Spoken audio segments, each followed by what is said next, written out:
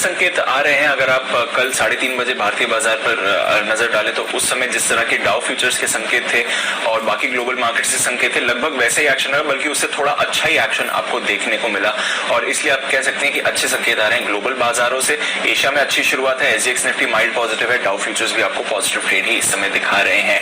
अमेरिकी बाजारों में कल 2 दिनों की सुस्ती के बाद थोड़ा चुस्ती वाला एक्शन जरूर आते हुए दिखा। हालांकि डाउ पर एक बार फिर से एकदम सीमित दायरे में ही कारोबार हुआ, 200 पॉइंट से कम की रेंज थी, पर 60 अंकों की बढ़त के साथ डाउ बंद हुआ।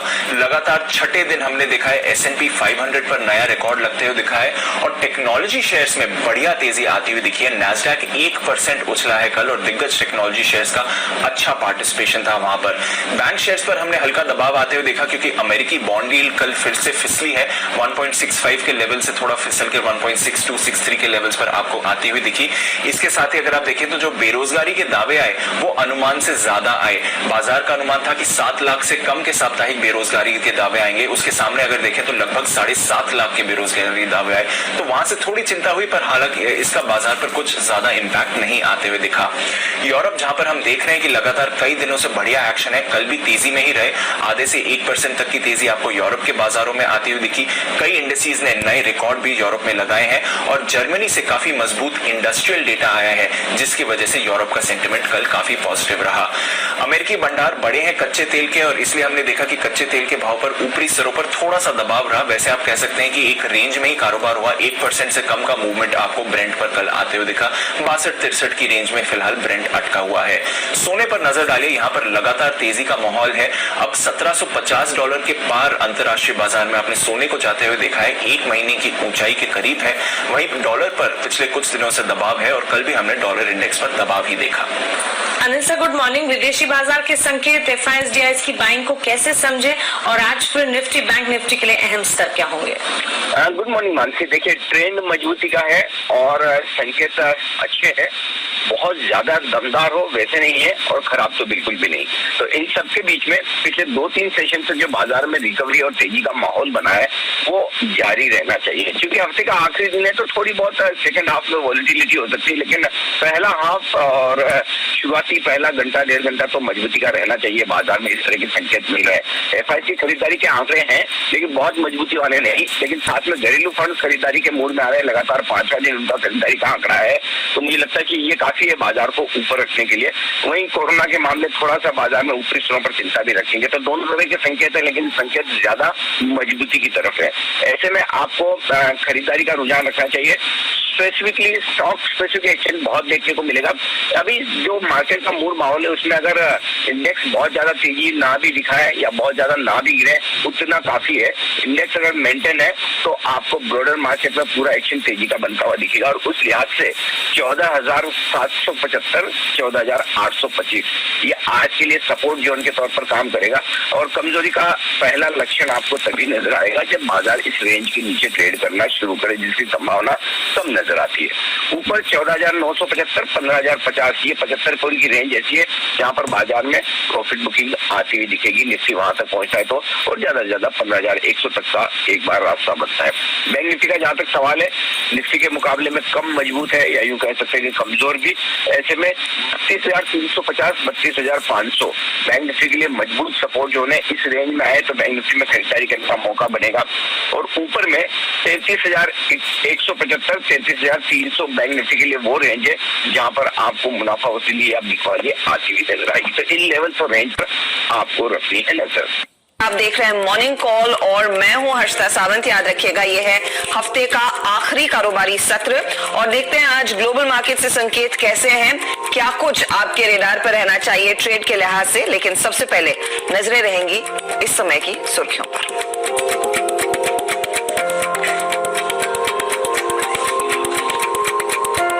विदेशी बाजारों से बेहतर संकेत, S&P 500 ने फिर बनाया नया शिखर। टेक शेयरों में जोश से 1% चढ़ा नैस्डैक। आज डाउ फ्यूचर्स भी 75 पॉइंट ऊपर। एशिया में निक्केई की मजबूत शुरुआत। SGX निफ्टी में बढ़त पर कारोबार। यूएस बॉन्ड यील्ड और डॉलर इंडेक्स में नरमी से सोने की चमक बढ़ी। 1 महीने की ऊंचाई पर कॉमेक्स सोने का दाम $1750 के पार निकला और दूरसंचार विभाग ने वीडियोकॉन के एजीआर बकाये की जिम्मेदारी भारती एयरटेल पर डाली। कहा चुकाना होगा 1376 करोड़ का बकाया। भारती ने किया विरोध, बोली डीओटी की चिट्ठी का कोई नहीं है कानूनी आधार। और मैक्रोटेक डेवलपर्स के आईपीओ को मिला सुस्त रिस्पांस, अब तक सिर्फ 35% भरा इशू। आज है आईपीओ का आखिरी दिन। 483 से 486 रुपए है प्राइस बैंड। और कोरोना पर मुख्यमंत्रियों के साथ बैठक में पीएम मोदी ने लॉकडाउन को बताया गैर जरूरी। कहा रोकथाम के लिए सख्त गवर्नेंस पर होना चाहिए फोकस। और कोरोना के नए मामले से नहीं मिल रही है कोई राहत। कल देश भर में आए करीब 1,31,000 से ज्यादा नए केस। कर्नाटक, यूपी, जम्मू कश्मीर के कई शहरों में लगा नाइट कर्फ्यू। तो ये अब तक के डेटा पॉइंट्स रहे, लेकिन आखिरकार अमेरिका में हो क्या रहा है, वैक्सीन की स्थिति क्या बनती दिखाई दे रही है। कई चीजें हैं जिस पर हर रोज हम बातचीत करते हैं। Neeraj, good morning.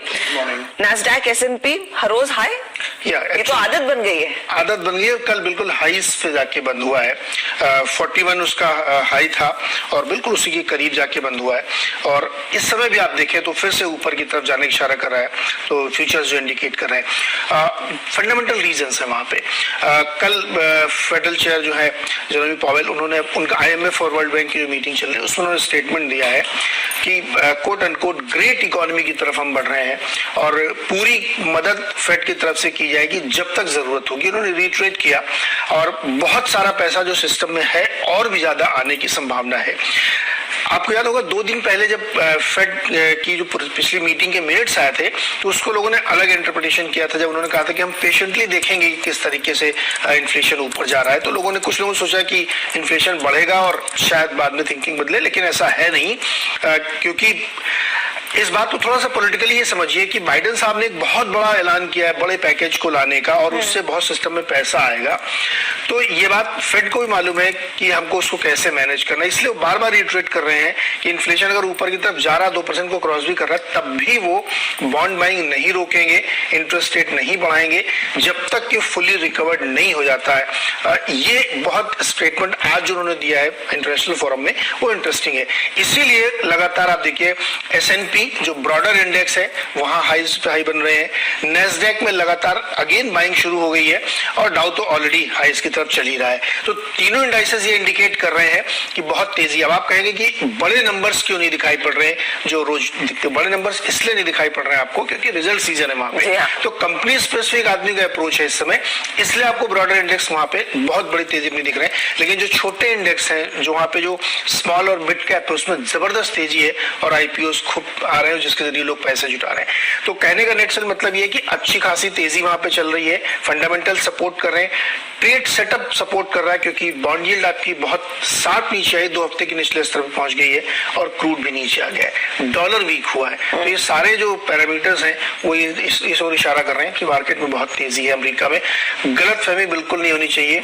JP Morgan ने कह दिया है कि 2023 तक ये बुल रन अमेरिका में चलेगा। अच्छा नीरज जी, ये जो टैक्स बढ़ाने की बात हो रही है, मैं इनफैक्ट इंटरनेशनल फील्ड पर सुन रही थी कि ये रिजल्ट सीजन तो अच्छा निपट जाएगा, अगले सीजन ऑनवर्ड जब भी वो टैक्स बढ़ेगा तो प्रॉफिटेबिलिटी फिर दबाव में आ सकती है तमाम कंपनियों की।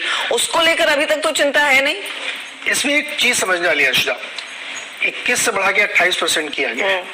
इससे जो बहुत बड़े कॉर्पोरेशंस हैं उनके ऊपर आने वाले कुछ वक्त में इंपैक्ट दिखेगा।